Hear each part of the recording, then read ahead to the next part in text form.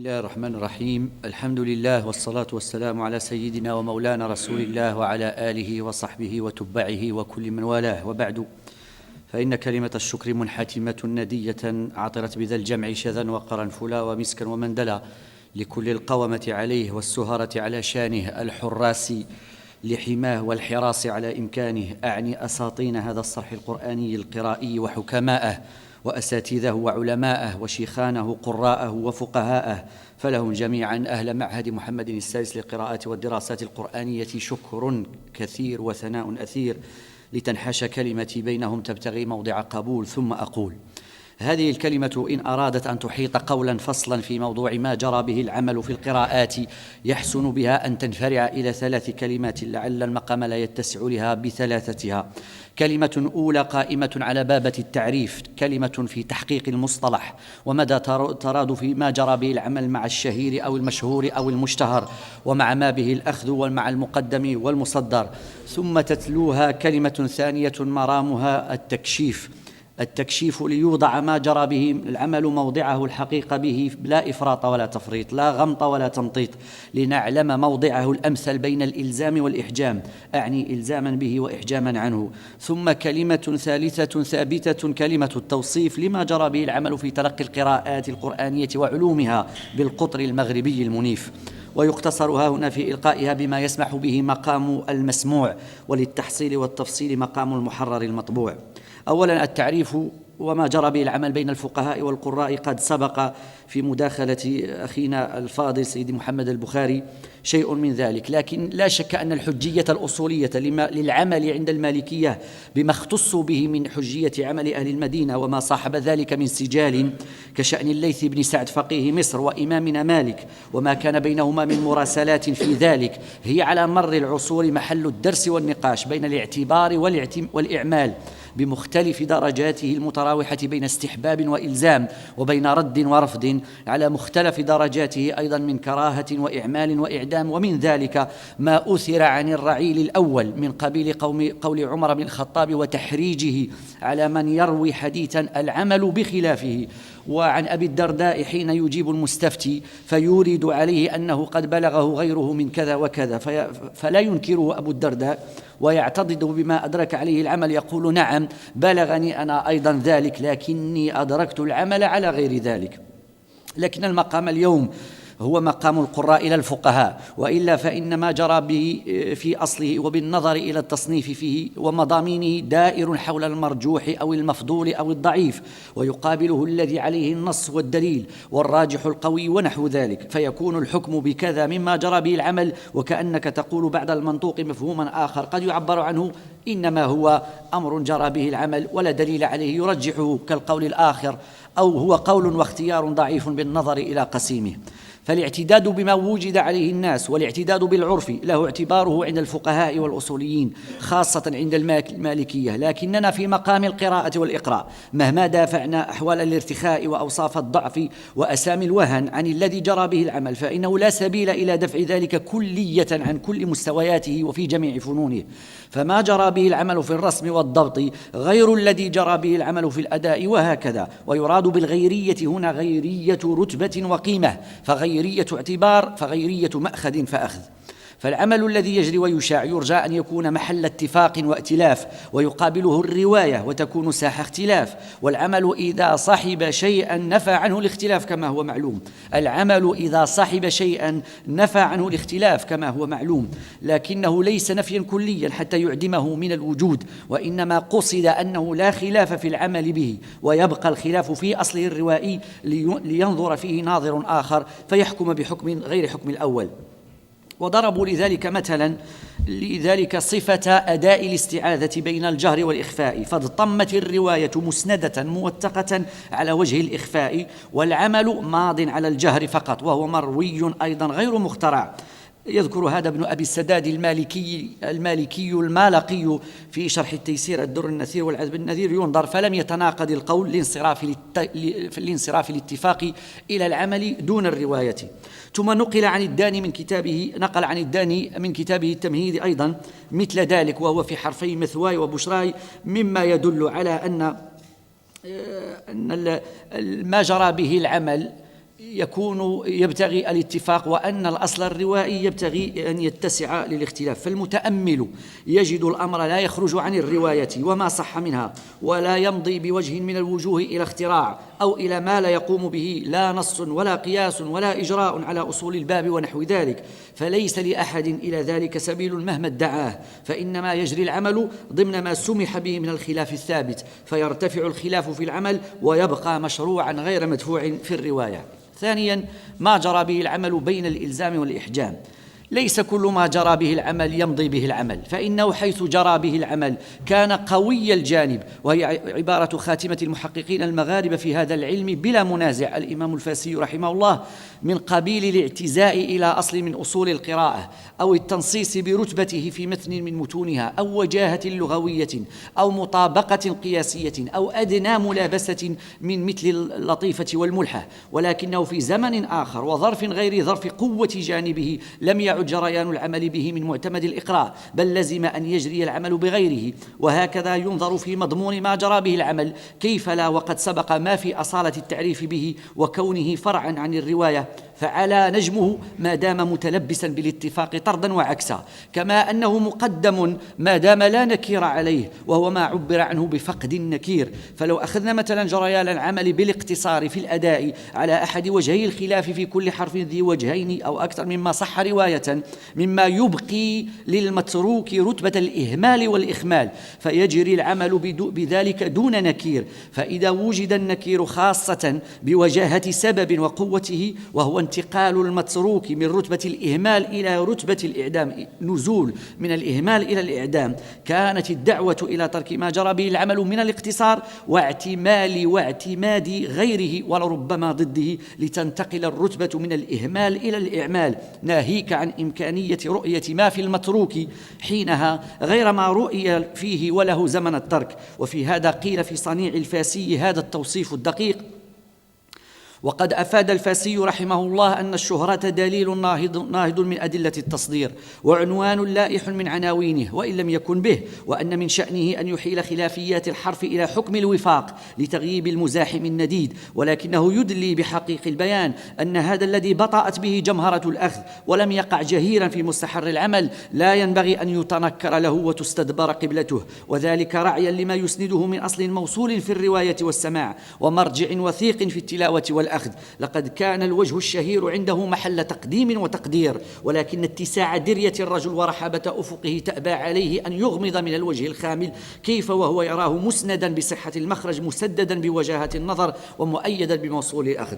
وكأن لسان حال الرجل يرى أن سيماء الشهرة والظهور في الوجه القرائي هو أمر اعتباري قد تتظاهر أسبابه وتتنادى دواعيه في زمن من الأزمان، وأن جريان العمل وإن كان له اعتباره العلمي لابتنائه في أصله على صحة نظر وانحيازه إلى معتبر تقعيد، فإن بعض الوجوه الأدائية التي تخلفت عنها مجريات العمل ولم تتوارثها محافل الأخذ قد لا يقل عن المشتهر المعمول به نضارة في النظر ولا استقامة في الأثر، انتهى بحرفه. ومن أبلج سمات منهج تلقي القراءات أن ماز المحققون منهم بين صنفين من الحروف ذات الوجهين أو أكثر، فجرى العمل في بعضها على استيعاب ما فيها من خلاف أداء شفاهيا لقنا ونقلا، وإثباتا رمزيا في الألواح والتقاييد، وذكرا مستفيضا في المتون والأنظام، ولا منازع في هذا. لكن جرى العمل في بعضها الآخر على الاقتصار في أخذها ونقلها على وجه واحد رغم ما لها من أصالة تعدد الأوجه، فمضى الزمان على ذلك، فكان الذي ذكرت آنفا من انتقال الرتب وتفوت الاعتبار. ثالثا أخيرا ما جرى به العمل في تلقي القراءات وعلومها. حين نقصد الكشف عن منهج التلقي القرائي بالمغرب يلزمنا من كل جهة أن نفصل ولا نجمل، ونقيد ولا نطلق، فالمقام مقام تحقيق وتحديد، ومن ذلك أن نعين الزمن المبطن والمكان المعين والفئة المقصودة، ومن ذلك أيضا أن تتوزع مجريات العمل على فنون عدة: ما جرى العمل به في الأداء اقتصارا واستيعابا، في الوقف موافقة للهبطي أو غيره ومخالفة، في الرسم تحديدا لأي النصين يلتزم أفعلا هو المورد أم نصرة الكتاب، وفي الجمع وفي كل ما وصل بأخذ القراءة وأدائها فنا وصنعة. وكل أولئك كان تحت مسمى التلقي القرائي مسطورا ومرادا ومنظورا. لأنه بها مجتمعة يتأتى التلقي المرضي والأخذ السني خلفا عن سلف، ثم بها أيضا مجتمعة يتأتى اللقن الشفهي والتسلسل القوي لبلوغ المقام السامق السمي الحضرة النبوية، ثم منه صلى الله عليه وسلم إلى رب العزة سبحانه. ومما أقتصرها هنا على التنويه به أن نقول جرى العمل عندنا في تلقيها على التدرج في العام والخاص، فالمغاربة ينتقلون من 7 إلى 10 الكبير، هذا الذي يعنى به التدرج العام. وفي 7 على ما يأتي تفصيله من الرواية الورشية إلى الحرف النافعي براوييه، إلى أد أو قل حرم، إلى أدح أو قل سماء، إلى حمزة أو قل السبع، وهذا الذي عني به التدرج الخاص. ولا يفوتنا هنا الإشارة إلى ملمح دقيق، وهو الانتقال من الكبير إلى الصغير، على خلاف ما عهد أو ما يتبادر إلى الذهن أن الانتقال يكون من الصغير إلى الكبير، كشأن المشارقة في تلقي القراءات، يرتقون من 7 إلى 10 الصغرى إلى 10 الكبرى. قلت الانتقال عند المغاربة جرى العمل فيه على الانتقال لمن أراده من 10 الكبير بعد تحصيله، ونعني به 7 الشاطبية والتيسير مع 3 الدرة والتحبير، تلك 10 كاملة، إلى 10 الصغير، ونعني به الطرق النافعية عن الروايات 4 عن المقرأ النافعي، فهو انتقال لمن تأمله نزول أو رجوع من عام إلى خاص ومن كبير إلى صغير. لكن ذلك على ما أوقفنا عليه شيوخنا موافق للاختيار المغربي للحرف النافعي، فإنه أولا انتقال كمي يرقب استكمال العدد، وهو ثانيا انتقال نوعي ينفذ إلى تخصيص بعد عموم، وهو يوازي ما يسمى اليوم بالتخصص الدقيق. والحرف النافعي تخصص المغاربة بلا منازع، وفرة تأليف وتنوع تصنيف وترسيم في المحاريب إلى غير ذلك. ثم إنه لو تؤمل كبر الكبرى لرجعت إلى وساعة الطرق أيضا، فتكون تخصيصا بعد تعميم، وكلاهما يصح عليه الكبر باعتبار التفصيل الزائد، فهو إن كان انتقالا من قراءات إلى قراءات، خلاف ما ذكرنا من انتقال المغاربة من قراءات إلى روايات وإلى طرق وروايات. فالأول وإن كان على ما ذكر فالقصد تكثير طرق القراءة وما حبلت من وجوه أدائية منضافة. ودار منهج تلقي القراءات على صنعة الجمع التي لم يجري بها العمل في الصدر الأول، بل جرى عملهم على إفراد كل رواية بختمة، لا يجمعون رواية إلى أخرى، وعليه استمر عملهم. ولهذا الذي جرى به العمل ما يعضده، كقول ابن الجزري: لفرط اعتنائهم وشدة حرصهم على التحقيق وكثرة محافظتهم على الوصول إليه والتحلي بزينته، يقرؤون على الشيخ الواحد العدد الوافر من القراءات والكثير من الروايات. فاستمر العمل جاريا على ذلك إلى عصر الداني والأهوازي والهذلي، فظهر الجمع، واستمر العمل بالجمع إلى يوم الناس هذا، فجرى به واستقر عليه رغم ما ورد من شبه النكير من قبيل كراهة بعض الأئمة له، فلكونه ليس من هدي السلف ولم يعرفه الرعيل الأول، ولكونه الداعي إليه فتور الهمم وقصد سرعة الترقي. أتجاوز كثيرا مما يحق له الذكر في توصيف منهج تلقي القراءات عند المغاربة، لأنقل نصا نفيسا لخاتمة المحققين الإمام ابن عبد السلام الفاسي يبسط صنيع أهل المغرب في تلقي القراءات 7. قال رحمه الله مع اختصار شديد: والذي عليه أهل المغرب فاس ومراكش ونواحيهما بدوا وحضرا من لدن الشيخ أبي زيد بن القاضي، أو أظن أن ذلك من لدن شيخ الجماعة أبي عبد الله بن غازي وأشياخه، هو أن الطالب إذا حفظ القرآن برواية ورش جمع إليه رواية قالون في ختمة أو أكثر مما يتأتى له حفظه فيه، فإذا حفظ حرف نافع جمع إليه حرف عبد الله بن كثير من روايتيه في ختمة أو أكثر مما يتأتى له حفظه فيه، فإذا حفظ حرفيهما جمع إليهما حرف أبي عمرو البصري من روايته أيضا في ختمة أو أكثر. أقول هنا بإدراج الإدغام الكبير من روايتيه على ما هو المذهب والاختيار والجاري به عمل المغاربة، وليس ذلك فردا لا نظير له، بل هو أشهر ما جرى به عملهم على جهة المخالفة لكونه في أصل الباب ولكونه عنوانه، وإلا فلهم في المخالفة غير ذلك من جزئيات وحروف وأفراد باب تطلب في غير ذا المقام، وتجدها مجرودة إن شاء الله بدءا من الاستعاذة وانتهاء بالتكبير ودعاء الختم، فقد صحب ما جرى به العمل ذلك كله. فقد جرى عمل القراء على لفظ أعوذ لأسباب عدة متينة مكينة لينصرف الأداء عن مطابقة الأمر القرآني فاستعذ، فلا يقولون أستعيذ ولا يقولون نستعيذ، وانصرفوا عن لفظ الحديث النبوي، لا يقولون أتعود ولا يقولون نتعود مطابقة للفظ النبي الأمر النبوي الذي قال تعوذوا، وانصرفوا إلى مطابقة لفظ قرآن آخر أعوذ بالله مطابقة لقوله قالت إني أعوذ بالرحمن قل أعوذ برب الفلق قل أعوذ برب الناس إلى غير ذلك مما لا يتسع المقام لبسطه تفصيلا. فالغرض الإشارة إلى أنه أمر صاحب القراءة أبوابا وأصولا وفروشا ومتعلقا من قبيل التعوذ والتكبير ودعاء الختم ونحوه. ثم قال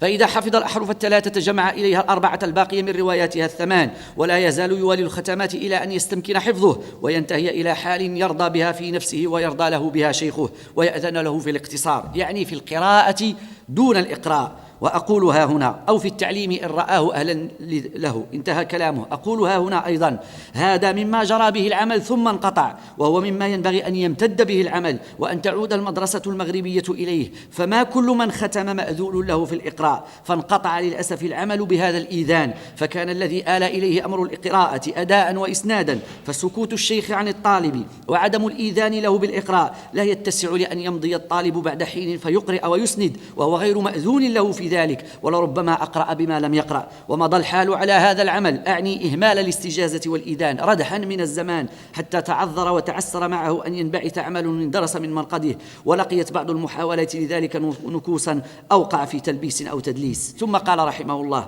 وربما جمع بعض أهل السوس إلى الأحرف الثلاثة حرف ابن عام من روايتيه ثم جمع الثلاثة الباقية إلى الأربعة على ما سبق. وقد قرأ على شيخ رحمه الله بعض طلبتهم بجامع القرويين كذلك وأنا أسمع، وأقرأت أنا بعضهم كذلك مرات لأفراد منهم. قلت لا يضر في مثل هذا مخالفة ما جرى به العمل، فحين نقول جرى العمل بكذا لا يعني من قريب ولا بعيد عدم غيره، فإنما مراده الاشتهار والاستفاضة، وهذا لعمرك ما ينبغي أن يكون لئلا يضيع الصحيح، وما يدريك لعله أقوى، لكن غلبت الشهرة النظر. ورحم الله شيخاننا السادات وأسلافنا القادات ما أدق فهومهم وما أرحب صدورهم، فإذا لقوا غير ما جرى به العمل مطلوبا أو مأخوذا سمحوا به وأعملوه وعلموه وما أنكروه، ولا هم استصغروه أو جحدوه، فغايتهم الحق يدورون معه حيث دار، لا يأبهون بقلة مناصريه، إنما العبرة بقوة ما آتيه. قال رحمه الله هذا صنيع أهل المغرب في القراءة السبع، ولم يزد على ذلك بذكر صنيعهم في الثلاث والعشر النافعية. ثم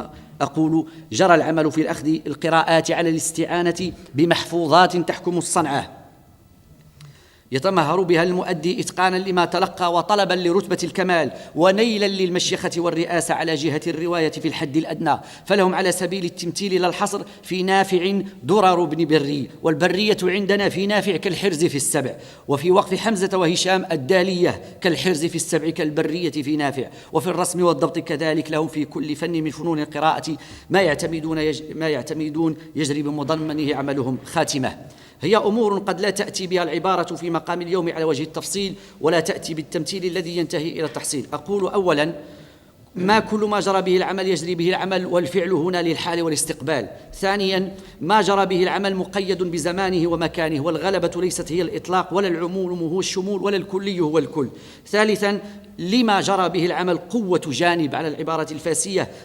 مدرسة فاس لا تزاحم في الدراية إن زوحمت في الرواية، قيل له قوة جانب تعضده وجعلت له المقام المعلوم، خلاف ما عم في الفقه من كون أن ما جرى به العمل هو المرجوح وغير راجع. رابعا من مجريات العمل في تلقي القراءة مدرسية ما حال بين القراءة وأصولهم التي بها يقرؤون، ومنها يمتحون، أعني الشاطبية بالخصوص وأصول القراءة بالعموم. فما كل مدون يحتفى به ويحتفل، بل منه ما حقه أن يطوى ولا يحكى لكونه جعل للعاجز عن الدرك، فاستعين